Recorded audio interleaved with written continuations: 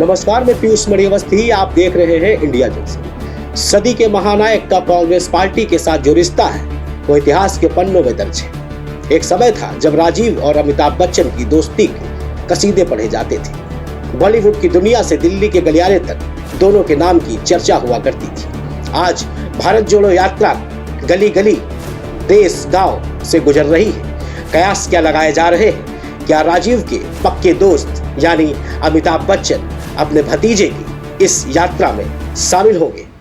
एक था बॉलीवुड का राजा तो दूसरा था ईमानदारी के रास्ते पर चलने वाली कांग्रेस पार्टी।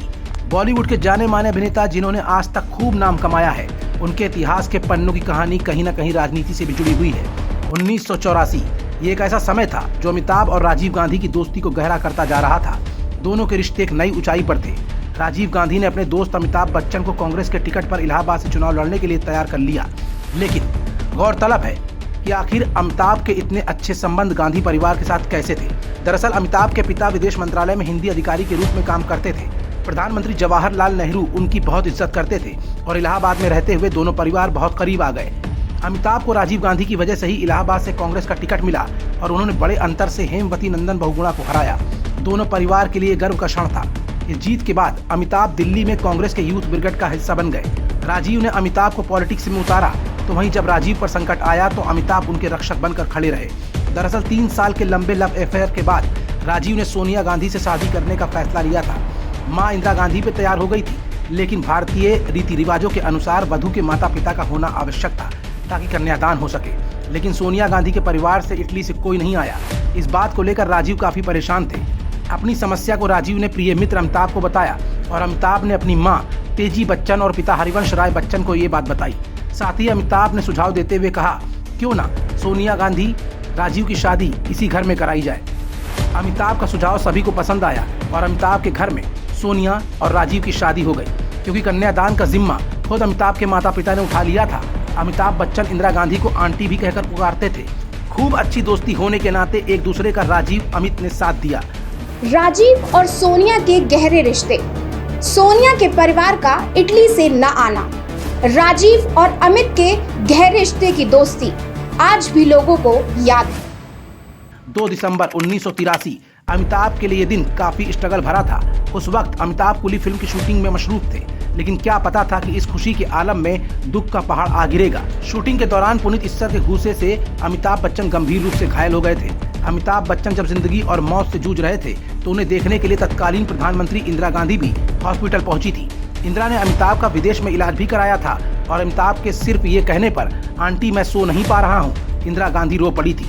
1984 का आम चुनाव बेहद खास था। इलाहाबाद सीट से 2 दिग्गज खिलाड़ी मैदान में एक दूसरे के सामने आमने थे। नामांकन के एक दिन पूर्व कांग्रेस के महानायक अमिताभ बच्चन को इलाहाबाद सीट से अपना प्रत्याशी घोषित किया गया तो मानो शहर में फिजा ही बदल गई। अमिताभ ने अंतिम दिन अपना नामांकन दाखिल करने के साथ चुनाव में भारी मतों से जीत दर्ज की। अमिताभ का सीधा मुकाबला लोकदल के नेता हेमवती नंदन बहुगुणा से था। हेमवती नंदन को टिकट नहीं दिया गया। चुनाव में अमिताभ ने हेमवती नंदन बहुगुणा को हराकर ऐतिहासिक जीत दर्ज की थी। इतना मजबूत राजनीतिक सफर तय करने के बाद बोफोर्स मामले में संलिप्तता की खबर छपने से आहत होने के बाद अमिताभ ने राजनीति से संन्यास ले लिया। हालांकि उन्हें सुप्रीम कोर्ट से क्लीन चिट भी मिल गई थी। अमिताभ बच्चन और कांग्रेस के बीच इतने गहरे राजनीतिक ताल्लुकात होने के बाद भी अमिताभ का राजनीति से संन्यास ले लेना तो अभी आपने हमारी इस रिपोर्ट के जरिए जान लिया होगा।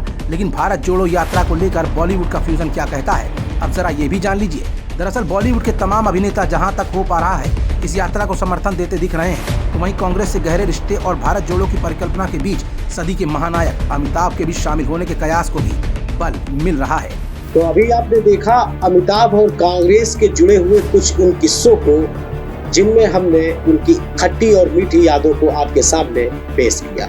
साथ ही भारत जोड़ो यात्रा को लेकर भी लगाए जा रहे कयासों से पर्दा भी हटाया। आपको ये भी बताने का प्रयास किया कि भारत जोड़ो यात्रा में अमिताभ बच्चन की क्या एंट्री हो सकती है, क्योंकि अमिताभ और राजीव के वो रिश्ते जो आज भी लोगों के जहन में बसे हुए, इन्हीं सब बातों को लेकर सोशल मीडिया से लेकर हर जगह ये कयास लगाए जा रहे हैं कि क्या अमिताभ बच्चन वाकई में अपने भतीजे यानी राहुल का साथ देने एक बार फिर मैदान में उतर सकते हैं। ऐसी ही खबर के साथ हम फिर हाजिर होंगे। तब तक देखते रहे, बने रहे इंडिया जंक्शन के साथ। अगर ये खबर आपको पसंद आई है लाइक करें, सब्सक्राइब करें, शेयर करें। तब तक दें इजाजत, नमस्कार। सब बात है। दुनिया की खबरों से जुड़े रहने के लिए सब्सक्राइब करें हमारा चैनल इंडिया जंक्शन।